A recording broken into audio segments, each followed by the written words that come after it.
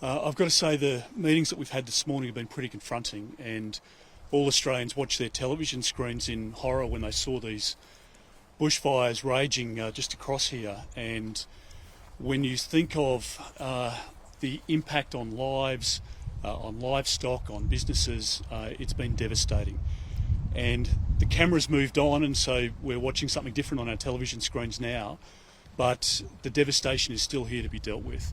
And the small businesses, the families, the communities here who have lost everything, or people who are in the process of going broke, they want to do whatever they can to keep their businesses alive. And I would just say to every Australian, if you're thinking about a holiday at the moment, if you're thinking about where to book for the Australia Day weekend or for Easter, if you're thinking about where you go over a mid-year break, or if you want to book at the end of the year and pay your deposit now, please think about Halls Gap and think about the Grampians and the businesses here.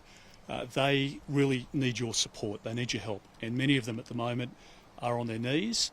And I call on the Victorian Premier to work hand in glove with us. We offer support in a bipartisan way to the state Labor government here and to the Prime Minister as well, to get the Category D assistance on the ground as quickly as possible, because that is the best way of providing financial support to businesses who are employing literally hundreds and hundreds and hundreds of local residents and people who are coming into the region to work. But the wineries and the accommodation places and the tourism centres can't operate without the tourists being here. So a lot of people at Christmas cancelled their holidays. That's the peak period.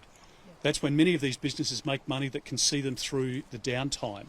And they've gone without that business, and you can understand their pleas today and the passion that they had, and we heard it loud and clear. There are other issues that we need to work on for them in the medium to longer term, and that is in relation to insurance in particular. There are businesses now who can't get insurance, and banks won't lend money to a business that can't insure the asset that underpins the loan that's been made.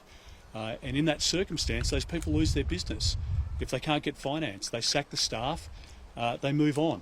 And that has a spiralling effect in a community like this, because these businesses bounce off each other.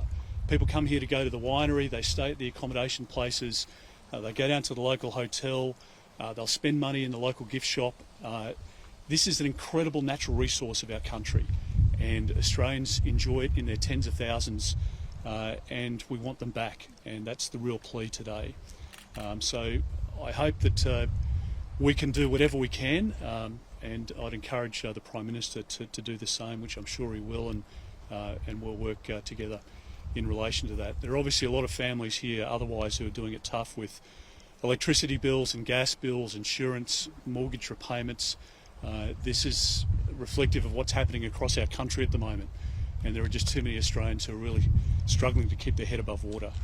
There is a better way. We do want to get our country back on track and do it quickly, so that we can provide support, we can address the cost of living pressures, we can back small business, we can provide support to our health system, to our environment, and to so many other aspects of our community who are suffering at the moment.